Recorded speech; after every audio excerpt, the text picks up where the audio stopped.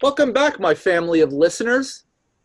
I'm honored today to be spending time with Don Oscar Miro Quesada. Oscar Miro Quesada Solevo is a respected Camasca curandero and Alto Misayoc adept from Peru, founder of the Heart of the Healer, originator of Pachacuti Mesa tradition cross-cultural shamanism, an internationally acclaimed shamanic teacher and healer, earth-honoring ceremonialist and author. Don Oscar is OAS Fellow in Ethnopsychology and member of the Evolutionary Leaders Circle and Birth 2012 Welcoming Committee. He's been guiding ethno-spiritual pilgrimages to sacred sites of the world since 1986, with special emphasis on Peru and Bolivia. He is a popular faculty member at the Shift Network and educational centers in the USA and abroad, dedicating his life to the revitalization of Aboriginal wisdom traditions as a means of restoring sacred trust between humankind and the natural world. A seasoned navigator of non-ordinary states of consciousness, Don Oscar is well prepared to help people from all walks of life access realms of being through which multidimensional powers and forces are available for healing self, others, and our planetary ecosystem as a whole. His ceremonial work and apprenticeship programs have been featured on Sounds True, CNN, Univision, A&E, Discovery Channel, and the History Channel's Ancient Aliens. And a dear friend of mine, I might add. Oscar, it's so great to have you join us today. Ahí ciao waikicha Roberto Vetter. Napakuyaiki. Thank you, Robert. Mutual, my good friend. It's an honor always to exchange soul-laden visions of what it means to be human. When you were reading that bio of mine, it was hard for me to recognize myself because, I must be pretty old. I think we're both getting there together. Anyway, it's a joy to be on your podcast together and share the wisdom that we love so much, which is indigenous ways of transforming this very crazy world into a place where relationships reign supreme. Absolutely. You know? We have so much to talk about over our 3 episodes together. And I have found your personal story to be a very inspiring one. And I'm going to ask you, now in your book, what's the title of your book is, I should also tell our listeners about your book, Lessons in Courage, Peruvian Shamanic Wisdom for Everyday Life. And in the book, you go into some detail about your life story. I've also heard some stories in personal time that we've spent together that aren't necessarily in the book. And I'm going to ask you to kind of go back over your life history and share with us a little bit about your journey, because it is such a fascinating story. Well, gladly. And do we have a few days to do so? Anyway, in a nutshell, I'm the result of my mother's 3rd marriage and my father's 2nd marriage. Because my mother was Italian American and my father Peruvian. And when my father came to the United States to do a postdoctorate degree in biochemistry at Yale, my mother was working at a greasy spoon where all the college students used to hang out. And my father saw her and was smitten, fell in love with her immediately. Took him a couple of years to have her go out on a date with him. And as a result of that, they got married and went to Peru. And I was born. And they had already had previous relationships. So I inherited a pretty large family. I was the youngest of 7 siblings. Now, many of them were my half-brothers and half-sisters, or all of them, and they would come in and out of my life. Yet, in terms of what really motivated me to move into the field that I am currently invested in, as a friendly holographic projection of the need of people to have a shamanic teacher. It all started when I was very, very young, in my formative years. My father was general director of public health institutes in Peru. And so he was stationed in very remote rural areas, primarily Pucallpa, which is in the central Amazon rainforest region, in the area of Huaraz, which is in the central highland, northern central highland region, and in the coastal city of Chiclayo. So from age 1.5 to around almost 4.5, I spent immersed within the cosmology, the stories, the lifestyles of our indigenous peoples. So I bonded with that ethos, with that sense of identity, much more than with the Western acculturated sense of identity that my family in Lima were so transfixed by.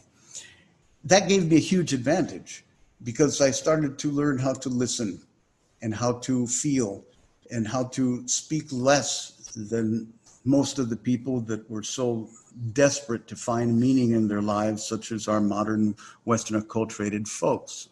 We speak a lot. Not that I don't in these interviews yet. Now, the ability to stop my mind from thinking started at a very, very young age.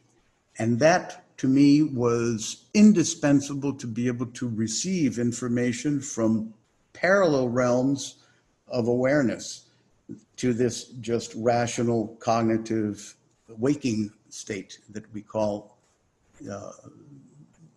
functional consciousness in modern psychology. And I've always been fascinated by being able to tap into these areas that are pools of information, sources of knowledge that have extraordinary relevance to how to guide our life in a manner that is much more based on reverence for the natural world and on a sense of sanctity and gratefulness for the gift that is life. All of these things started at that very, very young age, from 1.5 to age 4.5. So when I returned to Lima and started my schooling there, I was like, I felt out of place. I didn't feel like I belonged. And I always felt like a stranger in a strange land. Although in my teens, of course, I did my best to get in with the right crowds that in those days, in the late 50s and 60s, there was a lot of experimentation with mind-expanding substances. Primarily in Lima at the time, it was the San Pedro cactus, which was known as Huachuma or Huando Hermoso. And as a result of my experimentation with that, I found out about these practitioners of folk healing in Peru called Huachumeros, curanderos, and I decided to go up and explore that path. And as a result, met my teacher, Don Celso Rojas Palomino from Salas, Chiclayo, who I apprenticed formally in Camasca curanderismo from 1969 to his passing in July of '82. And in that period of time, of course, became convinced that the shamanic healing arts had a huge contribution to make to modern psychotherapy and other allopathic medical interventions that were, are still so much in vogue within our modern world. I found them to be much more human or humane in nature. I found the approach to the family and community service to be a breath of fresh air. I studied psychology. I'm a psychotherapist by training, and I did my formal education in life sciences, microbiology, and then psychology, and then entered into ethnopsychology, which is the study, it's like medical anthropology, the study of the indigenous worldview and how that applies to their adaptation to the modern changes in the world. And so as a result of that, did a lot of field work in Peru and developed what is the Pachacuti Mesa tradition of cross-cultural shamanism. So I'm jumping around a little bit. Yet that's where it all began with my first encounter with my tutelary, or my elemental, which was a bat, a vampire bat. And this was when I was around 2 years old, living in Pucallpa in the Amazon. And I was in my crib, and this vampire bat came flying in through the window. And I used to have a lot of hair when I was a baby, and it attached to my hair. And I freaked out, and I started to, rub my head against the crib, and the poor bat, I obliterated it, smashed its head. So when my parents woke up in the morning, they saw a bloodbath, and they saw these two little legs of the bat hanging out of my hair. Yet what is that? The bat was the most revered shamanic totem of the Shipibo tribe in that area. So they brought in the elder of the community that my father was working in there, because he was there doing studies on leprosy, as a matter of fact, in that area. So when he came, they brought him there. He said, he's been chosen. The bat medicine has selected him. Your son is going to be a curandero. Okay, so that was the first message that my father told me afterward, when he realized my passion for this work. And that was my first initiation. When I returned to Lima, I found myself, as I said, walking between worlds and not fitting in. I was a very, very poor student. I had a very hard time remembering the lessons that were given to me in class. I graduated last in my high school class. And then all of a sudden, when I decided to put my mind to it, was able to learn how to study, and graduated from very prestigious universities in the United States, and even taught at them. Let's go back a little bit more. When I was in Lima, I developed severe asthma because of the smog there, and also genetic reasons. And I would enter into these states of hypoxia, where my breathing was so constricted, I was choking. I was given intravenous dexamethasone, which is a steroid, cortisone, to allow my alveoli to open up and breathe. And my health was dwindling very rapidly. And so my father decided to move me to the highlands, a place called Chosica, which is outside of Lima in the Central Highlands. And I spent my 10th year of life up in this area. And it's there that I had this near-death experience, in which, in the book, as you know, I've recounted, in which there was a visitation by these three beings, these what I call shining ones, shimmering beings of light, that conveyed a lot of information to me. We entered into this telepathic communication field, and they decided to cleanse me of asthma. And in a classical shamanic extraction by suction, one of these beings bent over, placed their lips over my chest, and did this incredible extraction through suction, and disappeared. The illness disappeared. And so my father was flabbergasted. All the doctors were flabbergasted, and I never had asthma again. As a result of that, I was able to become much more engaged in life, made some friends. I had the classic near-death experience, went over to the other side, all of that good stuff, was provided with an understanding of what my life was going to be like. Learned a lot of things that are much too involved to go ahead and articulate in detail for this time we have together. Yet as a formative experience, and making me aware that this other dimension of reality exists, that we need as human beings to befriend, to become involved with, to enter into relationship with. That was fundamental in my life. So I have the bat initiation, I have this encounter with these shining ones from behind the veil, and then at age 33, I had another near-death experience as a result of an auto accident when I was living in Lima, in which I was given a chance to either continue beyond this earth plane or return. And I chose to return because of the suffering that I saw happening in my family as a result of my death. People interested in more details about this can find out in the book. But I just want to mention these three pivotal events in my early years in Peru that really set the stage for my passion to be a hollow bone, an instrument in which when I take care of myself and when my motives are impeccable and my intention clear and pure, often results in guidance for other people that are seeking healing, that have literally transformed their lives.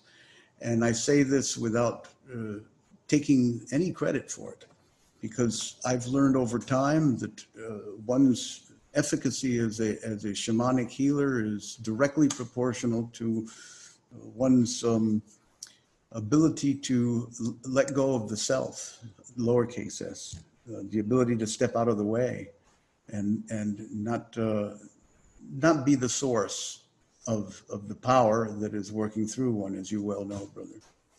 So that said, I could say this early times in my life in Peru were both a combination of being surrounded by extremely accomplished intellectuals on the side of my family and extremely accomplished salt of the earth farmers on the side of my mother, because they were from Italy, from Naples originally. So I had this genetic predisposition, if you can call it that, to be in nature, to be in the earth, to eat with my fingers, to get myself nice and grungy and dirty, and at the same time to think about philosophical discourse. And so that combination allowed me to be a bridger of worlds. And so that's what most people enjoy about this path of the Pachacuti Mesa tradition, that it provides intellectual and wisdom nourishment for the soul, as well as earth honoring enmeshment with the living sentient planet that we call Pachamama. It's a very powerful combination. Feed the mind and nurture the body through honoring the soul's role both in mind and body.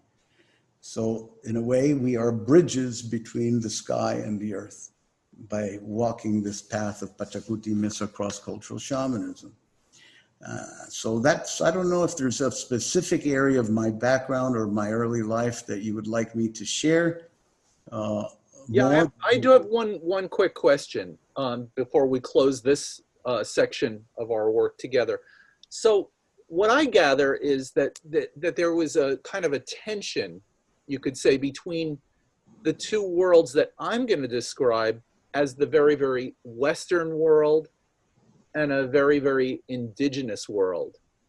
And a lot of people today are seeing the value of the indigenous world, but they're living in this modern world. And I'm just curious if you could tease out one takeaway for our listeners about how you were able to do that and what kind of advice you can give to people who are trying to live in this modern world, particularly now with all of the challenges that we have.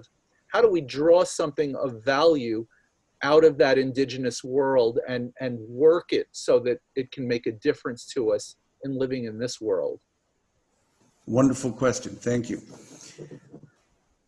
In the midst of the chaos, I never forgot gratitude. I always felt grateful to be alive. My family was very dysfunctional. We had a lot of conflict between my brothers and my mother and my father. There was a lot of substance abuse going on. It wasn't a healthy home. At the same time, it was replete of love. It may have not been healthy love, but I felt love, and I was very grateful to be in a home with a roof, with food on my table, and know that in the midst of everything, there was caring, which is the primary force behind any shamanic work. The desire to care for someone or something other than yourself, in equal measure to how you care for yourself, or sometimes even more. So that appreciation for that understanding always felt very like a soothing gratitude in my heart. So the takeaway is this: in the midst of whatever chaos or disruption you may experience with your Western lifeway, if you are a practitioner of indigenous traditions, return to gratitude. Open your heart to the experience of, well, this may be a difficult lesson, yet it's a lesson, and I'm grateful for it. Once you are able to accept that gratitude is the foundation of your life, then generosity of self emerges. You're able to share yourself freely without attachment to what you're going to receive in return. And as you start doing that, that generosity opens to grace, to a state of grace.